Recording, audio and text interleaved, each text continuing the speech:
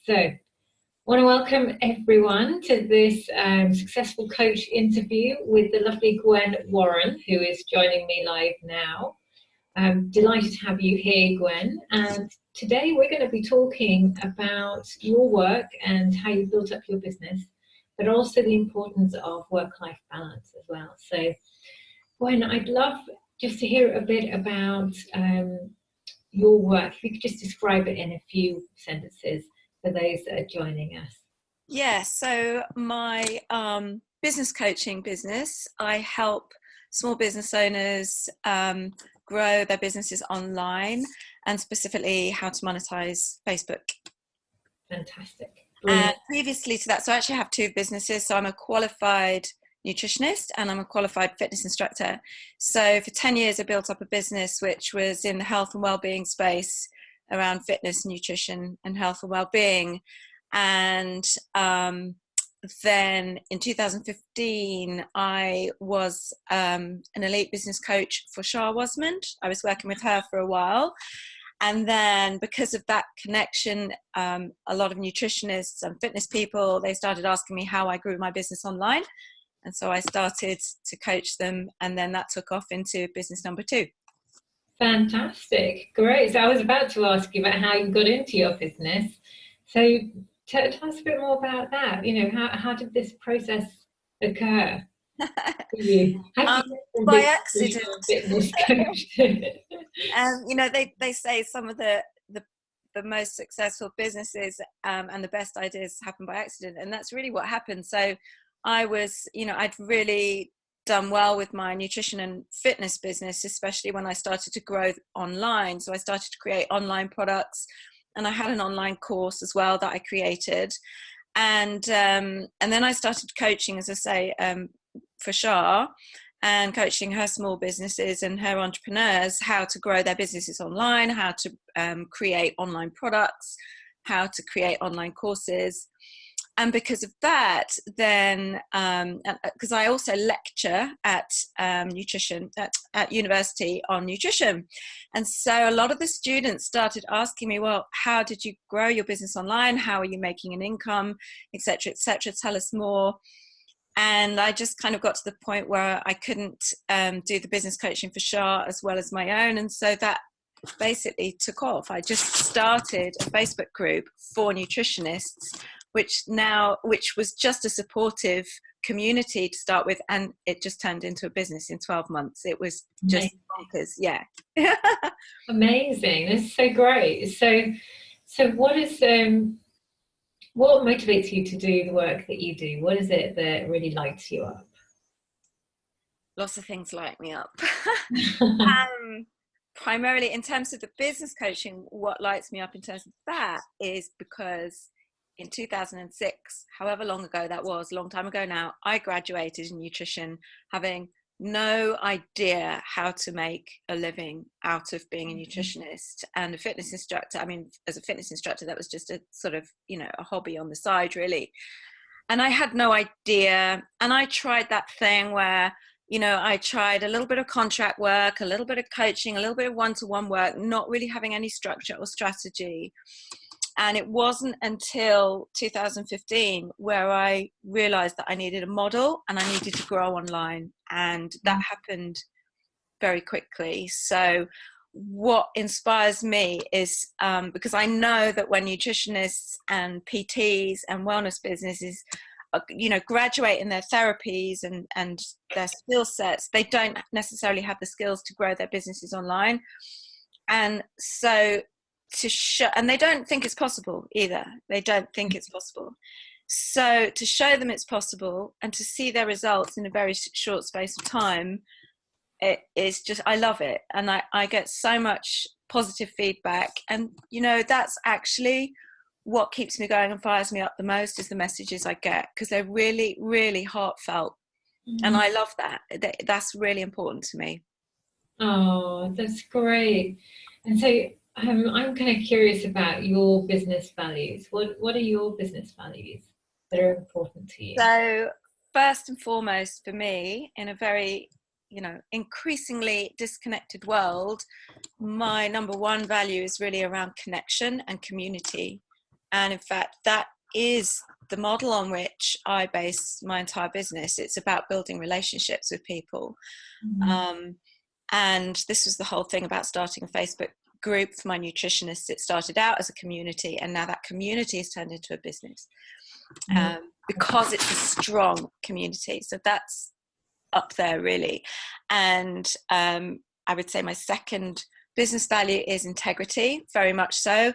Integrity and alignment. It's all about being in alignment with myself and my core values, but also it's about encouraging others to have integrity in terms of the work that they do. So I know a lot of people will look to someone else and they'll think, well, they're doing this, this, and this, and they're really successful doing this, this, and this. So I'll try doing this, this, and this as well. But if it's not in alignment and with who they are, then generally it's not very successful. So integrity and alignment is really important. And freedom, and I guess I'll expand on that a little bit more when we talk about work-life balance, because it's massive for me. Freedom and work-life balance is really, really massive. And service to others, and that comes under the whole kind of community and connection piece as well. It's really important to me that we build successful and positive and lucrative working relationships, but they're based on service rather than what can you get out of the relationship. And then inspiration through education. I'm all about inspiring others and lifting people up by educating them and showing them what's possible. So yeah, those are my values really. Oh, amazing. And I totally understand what you're saying about wanting to be of service and putting that as first and foremost, because like I'm sure a lot of your clients are really focused on getting into what they're doing because they want to help people. Absolutely. And you know, and kind of right now, quite a lot of times we see a lot of I suppose in sort of our industry, in the marketing industry, we see a lot of messages around make a lot of money, you know, how to make a lot of money, how to increase your wealth, how to have 20k months. And actually what most of our clients are wanting is really just to learn how to be able to gain clients to do their work so they can help people. So it's lovely to hear that reflected in the way that you work and in your business values as well. Because I feel like that's really what we need more of in the world, isn't it? It's like I agree. Yeah. People. I agree. Yeah, fab. So I'd love to know more about how you started gaining clients and, you know, what's worked for you and in turn how you help your clients. You want to tell us a bit about that? Yeah, I'm really excited about answering this question. Yeah. I'll tell you why, because it all goes back to my values, and what's worked for me the best in terms of my marketing has been totally in line with my values and who I am. And the success it's just been bonkers. And so it all started with, as I say, I was lecturing in nutrition through universities, and the students started asking me, how did you grow your nutrition business online? How did you create your online course? How did you make sales? So I set up a Facebook group. And before then, I already had quite a few I'd been using Facebook groups for years with my nutrition and fitness business, doing online programs and challenges. I started a challenge years ago before challenges were cool, right? And working for other people. And so I'm able somehow to turn that sense of community and engagement into products. And so I monetize those Facebook groups, and Facebook groups has been the biggest single most success factor for me in my business. And with the nutritionists who joined my group it was only 2017, I think I started it. I organically grew that to over 1,000 members in a 12-month period, and I did no advertising, no marketing, no promotion. I don't even tell people about it. Just the word of mouth means that people join it every day. I have people joining it in dribs and drabs every day.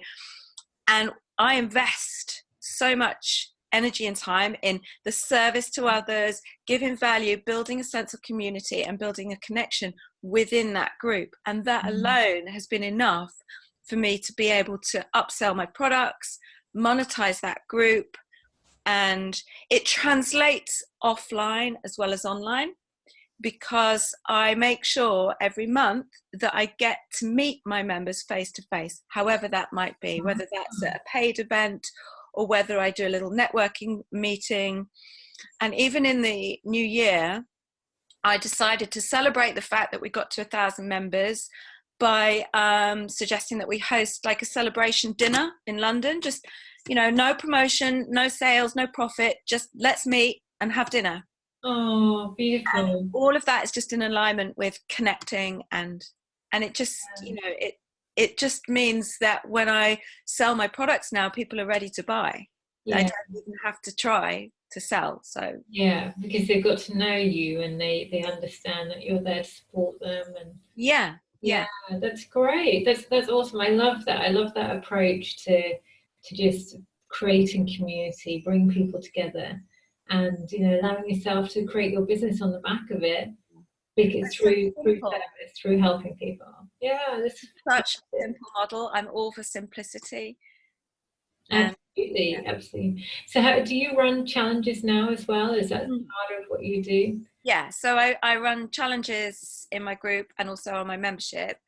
And when I run them in my group, I do an upsell at the end of it. And I inject a lot of energy and passion into those challenges.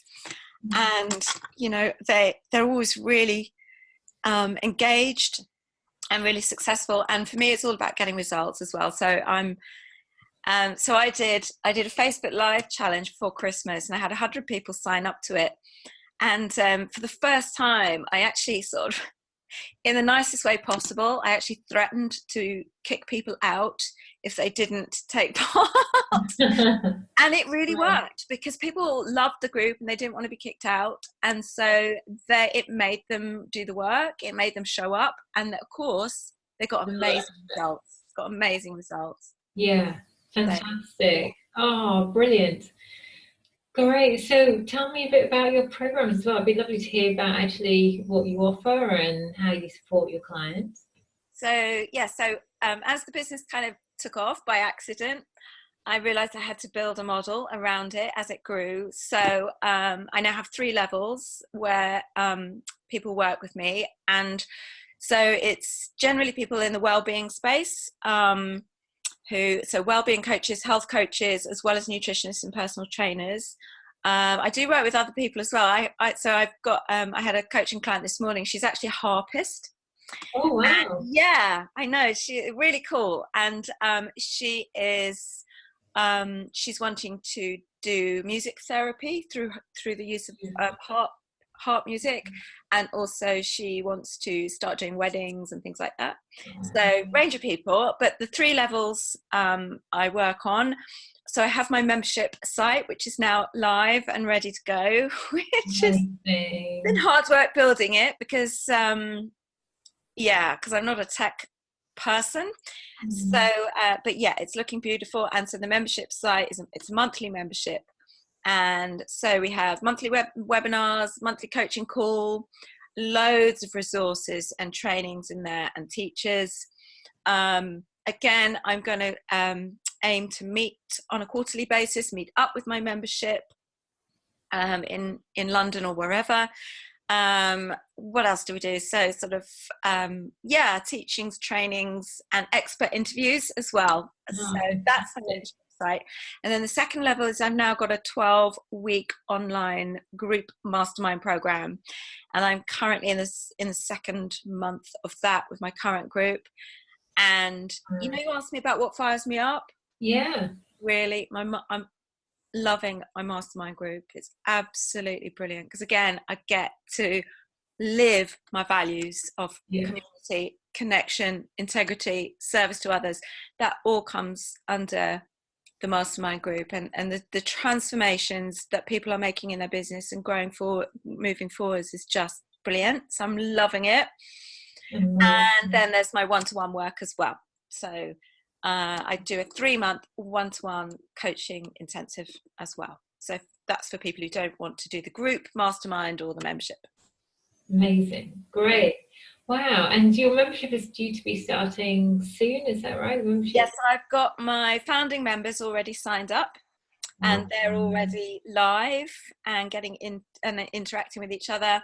And then the doors open for everyone else when I get back from holiday, which is on the 20th of March. So what's that, about a week? Yeah, equinox. Yeah, so in a week's time, I have a waiting list for people to sign up to if they want to be notified when the doors open, because they're going to be open for 14 days only, and the doors open on the 19th, 20th of March, and then, yeah, we just hit the ground running with it. So fantastic. Yeah. Great. And if anyone's interested in that, we can post a link in. Yeah, we can do that. Put the link for the waiting list, and then you'll hear when it's when they're yeah. Great.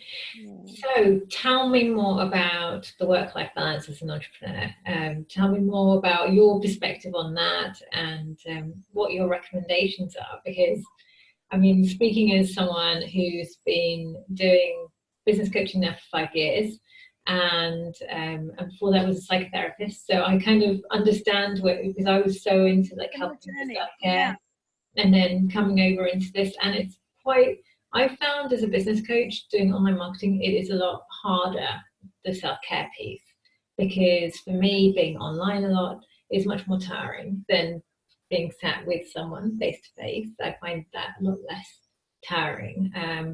So I've seen so many people burning out lately. There's been a lot of pretty high profile coaches burning out. We've got Mike Dillard of Self-Made Man. Kimra Luna has talked about herself burning out. I've also felt a bit more burnt out, and they've really slowed down a lot and embracing a lot more of a feminine approach in the way I work now. So this seems to be kind of a theme where we're seeing sort of amazing, not just women, but also amazing men, but really getting to that point where actually they're getting quite burnt out as coaches and having online businesses. So yeah, what is your perspective, and how can we prevent that? So I mean, this is a really important topic for me, because it's what I taught for 10 years through nutrition and fitness and well-being, and it's all about self-care. I place so much emphasis and so much importance on self-care, and I wouldn't be where I am now if I hadn't learnt how to take my foot off the pedal when needed. And what I've learned the reason I believe people are burning out, all the time with this, is because, a couple of reasons really, because they don't know how to put themselves first, and also some of the decisions you have to make that prioritize self-care involve sometimes a financial compromise. Absolutely. So what that means is, there's this battle with people with, well, I need to pay the bills, and I need the money coming in, so I need to work harder on my business. I haven't got time to take a day off. I haven't got time to take a week off. I don't have the money to invest in self-care because I'm trying. But that works short term financially, but long term, that's what leads to burnout. And so it's about being brave on the compromises and financial risks you have to take to put yourself first. And I'm just going to give you an example. This is a massive thing that I did, a massive decision that I took, and I believe more people should be making this decision. And that is, in 2013, I was diagnosed with ME. I was going through a divorce, which pretty much was the trigger. I had 2 small children. I was also a fitness instructor. I was doing 25 hours of exercise a week. Wow. Which incidentally is not good for you, especially if you're going through a divorce and running business. So anyway, I took a step back from everything. So at the time I was teaching fitness. I walked away from that career. I loved that career. I loved it. I adored it, but it was making me ill. So I walked away from it. So that was a financial risk, and also it broke my heart. But I knew what was more important, and that was my health. And then as I built my business and got well again, and I'm 100% there now. It takes years to recover from ME, as long as you look after yourself. And the decision I made between sort of business and finances, and, you know, there's me talking about taking risks and making difficult decisions, I decided to downsize. And I wasn't forced to, I didn't have to, but one of the things I love more than anything else in the world that gives me a sense of fulfillment and joy, which is really essential for my mental health, is cycling. And cycling takes a lot of time. Takes a lot of time because it's endurance cycling. So I go out for 4 hours at a time, sort of 3 times a week. So a lot of, yeah, well, more than that really. So it's a lot of time. And so I thought, how do I keep that in my life? Because it gives me joy and I don't want to lose it. How do I keep that in my life? And I thought, I get rid of my mortgage. So I downsized and I made a compromise on my house, to get rid of my mortgage, to free up my time so I could ride my bike. And I'm not joking, to ride my bike all summer long. Wow, amazing. So I now take anything between 4 to 6 weeks off in the summer to ride my bike. Oh, that's so important to me. And then when I start back again in September, I'm fired up. I've got more energy. I'm more productive because I've had my break. I've had my rest. And I also take all school holidays off. I have things ticking over during school holidays, but I don't see any clients through school holidays. So 2 weeks Christmas, 2 weeks Easter, all the half terms and all the summer, I don't see any clients and I don't do any projects and I don't do any promotion work. I just have ticking over stuff. Yeah. And the reason I can do that is because I went mortgage free and because I have a plan, a financial plan that sets me up to earn enough to cover those gaps.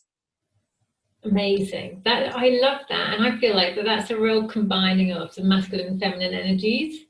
You know, really sort of bring that together in the sense of thinking about what you need to look after yourself and choosing that your goals around your business allow you to really lead the life you want rather than your business determining the life you want.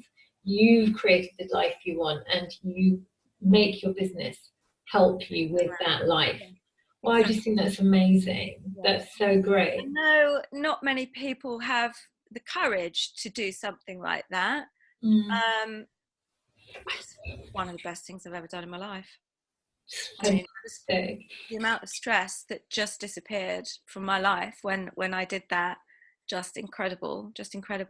And I know not everyone's fortunate enough to be able to go mortgage free, but certainly I think my point is, if you make strong, brave, difficult decisions around sacrifice and compromise by placing your own health and your self-care first, your business is so much easier. Absolutely. And you can come from a place of service then, because you're not worrying about, you know, I've got this huge amount of, money each month to have to pay out, you know, these bills. You know, and I can totally relate. I would say a couple of years ago with my business that I had about 10,000 a month going out just on expenses for the business, and paying my staff costs and everything else. Now I was typically making around about 40,000 a month. So, you know, most of the time that's completely manageable. However, I got to September and there was a bit of a sharp downturn in the economy and it really hit my business at that point. And I just quickly, within a month, was like, okay, I need to make a decision. This is not feasible to carry it on. And actually since then, I've kept looking at how do I want my business to be? Do I want to be in that position again? And it's like, no, God, no. The amount of stress I didn't even realize I was under just from constantly having to be on the launch process every month, you know, and not being able to take a break because I had these expenses and staff to pay. It was just huge. So I really respect your decisions that you've made, and I completely understand where you're coming from. And I think this is the future of what we need in business. We actually need to see, strong, powerful women making decisions that are around life, not around money. Oh God, yes, agreed, 100%. Um, You don't have your health and your sanity.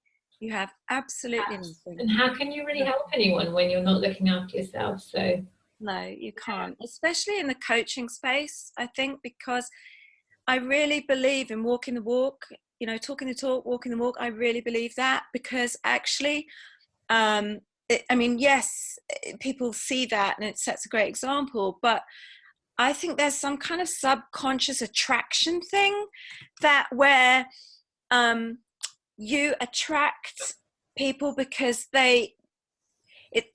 what am I trying to say? It shines through that you do what you say you do, and you do what you teach, and you practice what you preach, and it just kind of seems to shine through somehow. yeah, On a subconscious level. yeah. And so you automatically, I believe, attract more clients and more work when you are in the right space to be able to coach and to be able to give.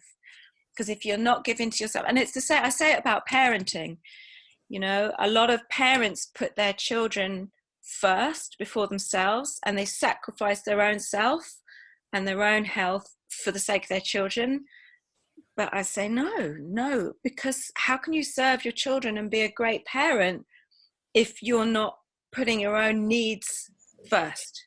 If your own needs aren't met. So, perhaps equal importance, your children and yourself. And the healthier you are mentally, mind, body, spirit, the better parent you are, the easier it is to be a parent. Simple as that, really. Amazing. Wow, and I'm sure there's going to be lots of coaches who are parents watching this and who are going to be thinking, oh my God, I'm allowed to now put myself first. Yeah. When it's said I could put myself first, I think this is going to be really, really, really important for them to hear. Yeah. A lot of women particularly feel that guilt. They don't feel they're doing a good job when they're at work. They don't feel like they're doing a good job when they're at home. It's this sort of endless guilt cycle. I don't really feel that guilt, and I think the reason I don't feel that it's not because I'm a bad parent, not because I'm selfish, but because I focus on the joy, and it's the joy that energizes me to be able to deliver in my business and deliver as a parent. And joy, I run after joy every time. It's the joy that I look for in my life. And the minute joy is missing, then my kids suffer and my business suffers. And so that's why I mentioned cycling, because it's not just cycling to me. It's joy. It's freedom. It's joy. And I'm chasing the joy constantly because that makes me a better person, and it makes me more available to those that I help and support. Oh, and so is there one piece of advice that you would want to give other coaches who are listening to this now? One piece of advice to support them with their work and in their lives. That's interesting, because I wrote down an answer to this, but sort of the self-care thing, it's just, I really do wish more people would put their self-care much higher up on their priority list, much higher up. But I think I've emphasized that enough. So the thing I did write down was, it's my favorite. It's build the parachute on the way down, because I know a lot of people, especially in business, when they're trying to grow their business, they wait till they feel ready to do something that feels a little bit scary. Yeah. And when you wait to feel ready, it never happens. Yeah. Or it takes longer than it should. And so I always say, look, you may not have all the answers. You may not have a clear picture of what the product is going to look like, for example. But you launch it, you start the process, and then work it out as you go. Because that's where the learning is. The gem is in the learning. The growth and progress and building your business is in the learning. And you don't get the learning unless you just jump from that cliff out of your comfort zone and just build the parachute on the way down. Yeah, take that little risk, take that risk out of your comfort zone. Yeah. Fab. Great. Oh, wow. So I'm just going to see if we've got any questions for you, Yeah. because we've got lots of comments, which is Oh, great. really? Yeah, we do. So I'm used to doing Facebook Lives and seeing who's on and interacting with people. So it feels really weird. Just feels like I'm talking to you. I know. Well, that's the power of using Zoom and then linking it, streaming it into the Facebook group. It looks nice and professional. Actually, that's one thing with Zoom. It does look great on the stream. So Dean is saying that he really resonates. Yeah, and sometimes feels guilty because of getting torn between bringing the business in. And I think he might be trying to end that about the between kids and work. But he's also saying, yeah, he's been really enjoying the video. There's lots of comments from Dean. All right, fab. So I'm just going to say, does anyone who's here live actually have any questions that they would like to ask Gwen? And we'll just see if anyone pops a question into the thread whilst we're here. Am I allowed to talk about my holiday that's coming up? You can, yes. Tell us where you're going. What are you doing? So I'm going to Mallorca on Thursday to, guess what? To ride my bike. Oh my goodness. Joy. Yeah, so I'm going to be riding some mountains every day. It's going to be hard work, but that's what I love. And I'm doing it with friends. And it's not going to be, I'm looking out the window now, and it's not going to look like that out the window of Mallorca. It's not going to be raining like it is at the moment. How miserable is the weather at the moment? So yeah, following my joy is really important. And actually, do you know, it's funny because I don't reach burnout anymore, but I get warning signs. Yeah. And as soon as they start to ring the alarm bells, I go, right, that's it. And I plan a trip or a weekend away or a day at a spa or reflexology, or, you know, I stop everything and think, right, got to put something in for me. Where's the joy? The joy is missing. I need to put joy in my diary. Oh, so great. Yeah. That's such good advice. I love that. And it's really simple, you know, it's like, okay, you know, and so if we're talking about like some of these warning signs, you know, can you give some indication of what warning signs might look like? Yeah, I mean, for me, everyone's different, of course. For me, the warning signs are snapping at my kids. And also, so I had a pretty big warning sign recently, which I'm a really good sleeper. I sleep really, really well, and which helps with health and you know, it's really more people need to focus on their sleep. Anyway, it was back years ago. I remember in my corporate life, I woke up in the middle of the night stressing about work. And I said to myself, I never, ever, ever want to experience that ever again. And that was why I set up on my own. Yeah. And the other night, so I was mid-launch my membership site, mid-building my membership site. I woke up in the middle of the night, eyes wide open, worried about my membership site and how I built it and how, you know, I was just thinking about my membership site. Yeah. And I thought, that's the biggest warning sign ever. So the next day, I outsourced the whole thing. Wow. Because I knew that warning sign was an important one. It was a message to my body. It was a message to my mental health to say, you're not going about this the right way. You need to get rid of this pressure. And all it took was just outsourcing it. Amazing. And next night I slept like a baby. Yes, just getting support. Yeah. Yeah. Yeah. Oh, fantastic. So I could just see, I thought I saw there are more comments. Let me just click on the comments, see if we've got. Okay, so Dina's asking, was it after finding the alignment and taking care of your health that your business started to take off? Yeah, I'd say so. Yeah. Yeah, so that's a good answer. But the other thing I would say, sorry, interrupting, is I never took my eye off the ball, even when I was ill. So when I was ill, I still built the foundations for my business, but I just readjusted my expectations. Yes. So I was still moving forwards, but instead of taking big leaps, I was taking micro steps every single day. And that I measured my success on if I'd completed those micro steps, because I could still be in control of my health, but I was still moving forwards at the same time. Amazing. Absolutely. I totally resonate with that as well. I think like, a lot of people will be sat watching this thinking, I don't know how to build my business because I've got this that I'm dealing with or that I'm dealing with, whether it's health, whether it's kids, whether it's care of parents, or who are getting elderly, or there's lots of things that can be tricky for people navigating. I've had quite a few women who've been going through divorce saying, I can't build my business right now because I'm going through a divorce.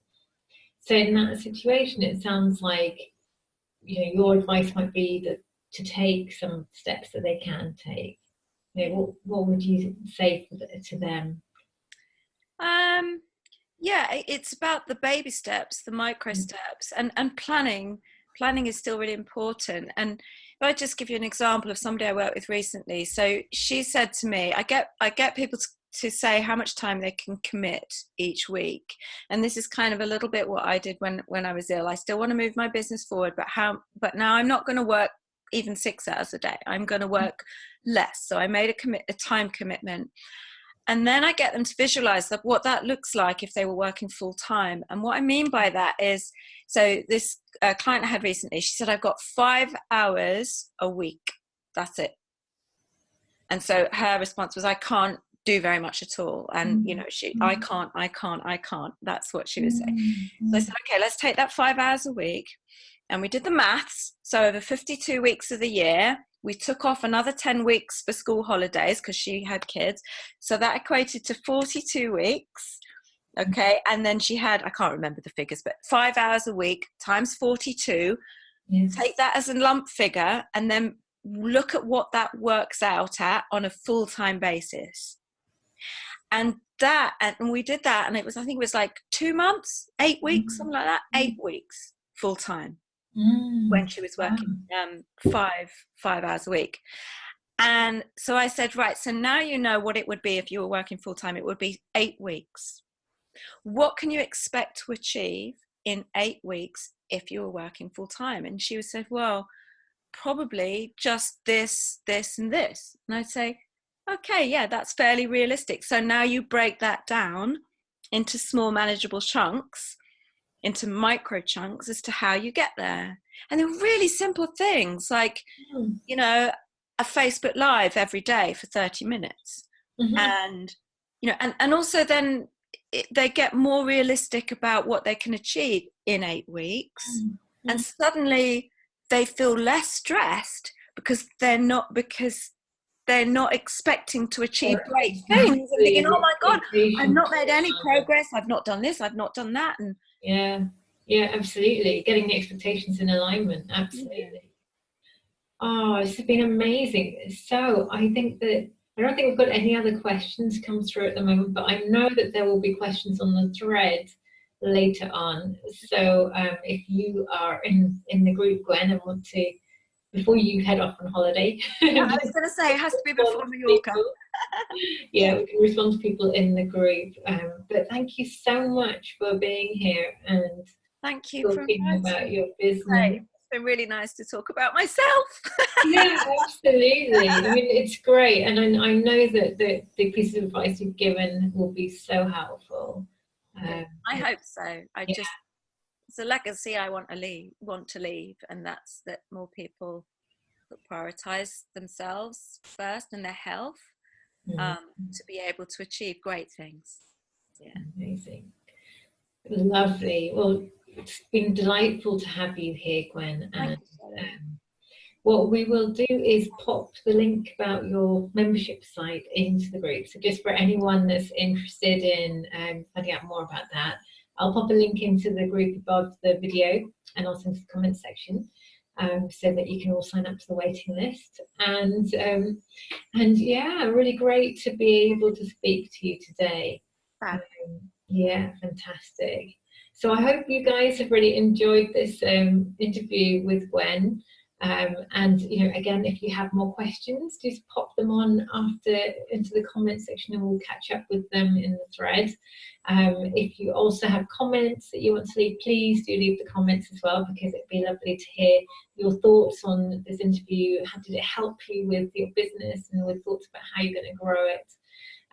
And of course, I will be hosting more of these interviews over coming weeks, so keep an eye out in the group, and I'll be bringing more amazing entrepreneurs like Gwen to you, so you can find out how they've built their businesses and also get some insider tips on how to build yours. Okay, great. So thanks again, Gwen. It's been great having you here. And thanks, Shelley. Yeah, and thanks. Yeah, thanks to everyone who joined us as well. So take care, and bye for now. Thanks a lot. Bye.